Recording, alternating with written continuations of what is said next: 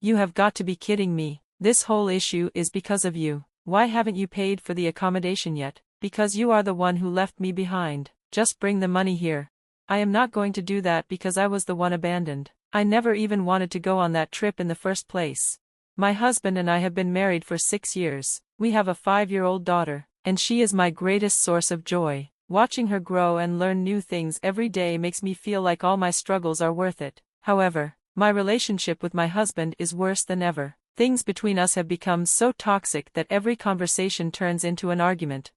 I used to have a job, but when our daughter was 1 year old, I quit working to take care of her full time. My husband told me that if I was not earning money, then all the house chores and childcare would be my sole responsibility. So I took on everything: cooking, cleaning, raising our daughter, while he worked. It was exhausting, but I had no choice. When our daughter was a newborn, I barely got any sleep. There were nights when I felt like I was going to collapse from exhaustion, so I asked my husband to help me. Instead of offering support, he coldly told me that if I had a problem with the way things were, he would divorce me anytime. To prove his point, he even filled out divorce papers and kept them in a drawer where I could see them. Every time we had a disagreement, he would pull out those papers and threaten me with divorce, looking at me with disgust. As if dealing with my husband wasn't bad enough, my mother-in-law was no better. It was easy to see where he had learned his behavior from. She would visit our home unexpectedly, walk straight to the fridge, and take whatever she wanted without even asking. One time, she came over and just started eating my daughter's yogurt like she owned the place. But that wasn't the worst part. After my husband complained to her about me, she would give me endless lectures on how a good wife should behave. She would even go around the house, checking for dust in the corners, just so she could criticize me more. One day, she showed up again, uninvited, and told me she had some good news. "Why do you look so unhappy?" She scolded me when I didn't react the way she wanted. "You should be excited. You're so rude. My son is right about you." "What's the news?" I asked, bracing myself for whatever was coming next. "We're going on a trip," she announced. "I see. Where to?" I asked cautiously. "It's your job to decide that, since you're unemployed." I blinked in confusion. "What do you mean?" She sighed dramatically. "Wow, you're not very smart, are you?" "It's unfortunate, really. I planned a surprise for my hardworking son." "A surprise?" I repeated. "Yes, we're all going on a trip to help him relax." That's when it became clear. My mother-in-law wanted to take my husband on vacation but had no intention of paying for it herself. Instead, she expected me to plan and fund the whole trip while tagging my daughter and me along to justify the cost. I had no interest in going, and on top of that, we couldn't afford such an expense. "Let's make it a grand trip," she declared enthusiastically. "No, I never said I was going." Later that night, when my husband came home, he was already in a foul mood. I had a feeling my mother-in-law had told him everything. "I heard you disrespected my mother today," he said as soon as he saw me. "I was just being honest," I defended myself. "Are you saying we can't take her on a trip?" "That's right, we don't have the money for it." My husband frowned. "If we have financial problems, that's your fault. How can I manage money we don't have?" I shot back. "Are you implying that I don't make enough money?" "Well, it's not a lot," he admitted, his voice barely above a grumble. "You've got to be joking," he scoffed. "Anyway, I'm going on the trip. You're going to plan everything. That's an order. If you refuse, we're getting a divorce." I sighed. Maybe I should just get a divorce now, but what would happen to our daughter? That was my only concern. In the end, I was forced to look for hotels even though I didn't want to go. My mother-in-law, of course, started making ridiculous demands. She wanted a luxury suite, an open-air bathtub, and the best meals available. I knew the cost would be outrageous, but if I didn't comply, she would only make my life worse. The day of the trip arrived, and I was the one who rented the car and drove. My husband sat in the passenger seat like he was royalty, while my mother-in-law sat in the back, talking only to herself, ignoring my daughter entirely. After hours of driving, my daughter needed to use the restroom, so I stopped at a service area. When I returned with my daughter, the car was gone. I frantically searched the parking lot, but it was nowhere in sight. Panic set in as I pulled out my phone and called my husband. No answer. Then, I called my mother-in-law. She picked up, laughing. "You took too long, so we left you behind." "I was only gone for a few minutes," I exclaimed. This is your fault for not obeying me. My husband's voice came through the phone. You don't deserve to be on this trip.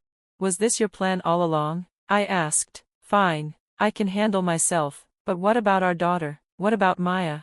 She's just like you, disobedient. She even talked back to my mother. She needs to be disciplined too. But since she was excited for this trip, I might reconsider if you both apologize. Until then, go home.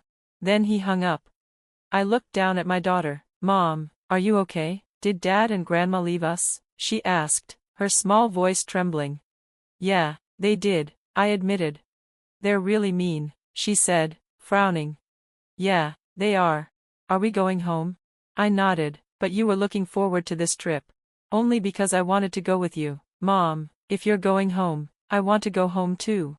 I smiled at her bravery. Then, let's go on our own adventure instead. My friend Ava lived nearby, so I called her and explained everything. She immediately came to pick us up. Later that night, when my daughter was asleep, Ava asked me, "So, what are you going to do?" I took a deep breath. I think I'm getting a divorce. Ava smiled. Good, you've put up with this long enough. I nodded, and I won't let him hurt my daughter anymore.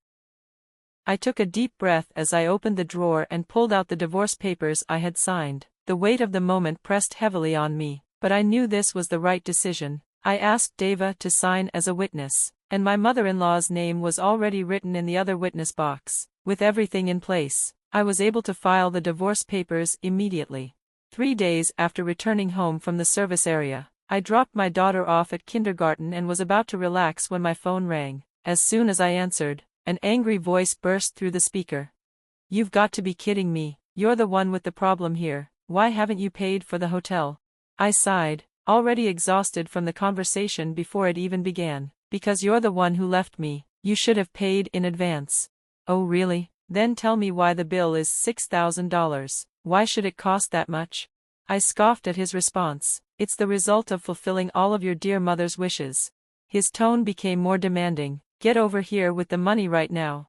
I'm not going anywhere. I was the one left behind. I didn't even want to go on that trip in the first place. You and your mother had a great time there, so why don't you split it? That would be $3,000 per person. Sounds fair, right? At that moment, I heard a woman's voice in the background. It seemed like they were discussing how to handle the payment. Then, my ex-husband's voice returned, filled with frustration. I will call the police. Go ahead, I replied calmly. I have no problem with that. My wife will pay. I heard him tell the hotel staff. She's on her way here right now. The woman on the other end of the line seemed unimpressed. Where is your wife now? She's at home, he answered confidently. I checked her address, and it looks like she's nowhere near here. You left her at the service area, and now you're demanding that she come back just to pay the bill. Excuse me, but your wife and I have been friends since high school. I was the one who picked her and your daughter up from the service area.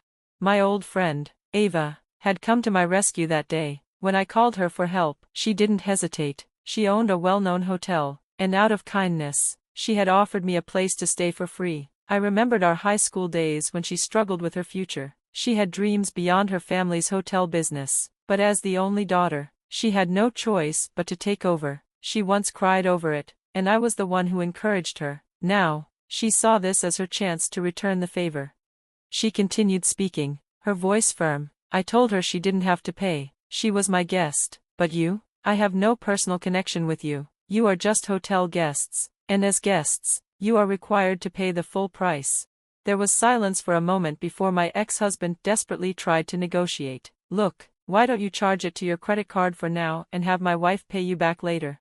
No, Ava said bluntly. I don't want to do that. It's not that you don't want to, he muttered. It's that you can't. What do you mean? Ava asked, clearly unimpressed. Because your son's salary is only $1,200. His credit card limit is at most $3,000. A sudden realization hit my mother-in-law. What do you mean? My wife is lying. She said he was making good money. My ex-husband remained silent. He was a salesman, and although he earned incentives based on contracts, he rarely made enough to live comfortably. He had led his mother to believe otherwise. Don't tell me you're planning to pay from your savings, she asked him, her voice growing more desperate. I finally spoke up again. That money is for the divorce settlement, alimony, and child support. What the hell are you talking about? I filed for divorce. Didn't you say you'd divorce me anytime? Well, thank you for that. I submitted the papers as fast as I could. We're not married anymore. Wait a minute. I won't wait. Left with no choice. My ex-husband promised Ava he would pay in installments. After that, I hired an attorney and officially filed for full custody of my daughter, as well as child support and alimony. I took my daughter back to my parents' home, where she could grow up in a more loving environment. Meanwhile, one of the regulars at Ava's hotel happened to be an executive at my ex-husband's company. When he heard about the situation, he made sure my ex paid the full price of his hotel stay. That only added to my ex-husband's humiliation at work. My mother-in-law was also facing a rude awakening. She had gone through a divorce when my ex-husband was in middle school and had always expected him to take care of her in the future. But when she found out about his actual income, she suddenly wanted me to reconsider the divorce. I couldn't believe she had the nerve to ask after all the pain she had put me through. Even my ex-husband started calling me, claiming that our daughter needed her father and that we should get back together. But my daughter was thriving in her new home, surrounded by love and stability. He had never truly taken care of her, so I had no idea why he thought he could start now. After the divorce, he moved back in with his mother. His poor performance at work, his bad planning, and the fact that he had applied for a last-minute vacation for the trip all became known within the company. The embarrassment weighed heavily on him. As for me, I was moving forward. Next weekend, I would be taking my daughter to Ava's hotel again, this time for a proper vacation. I also started a new job to build a solid foundation for our future. It had been a long time since I worked, but this job was so much more fulfilling than my marriage ever was. Some people say that children are better off when both parents are together, but in our case, that wasn't true. I realized it's more important for children to have happy parents. I had learned many lessons from my divorce, but one thing remained unchanged: I would always put my daughter first. People like my ex-husband seem to walk through life with endless confidence, despite having no real foundation for it. I often wonder where they get that confidence from, but honestly, I don't care anymore. What matters is that I made the right choice. I have a wonderful daughter, a true friend, and a new life ahead of me. All I want now is a peaceful and happy future with my little girl.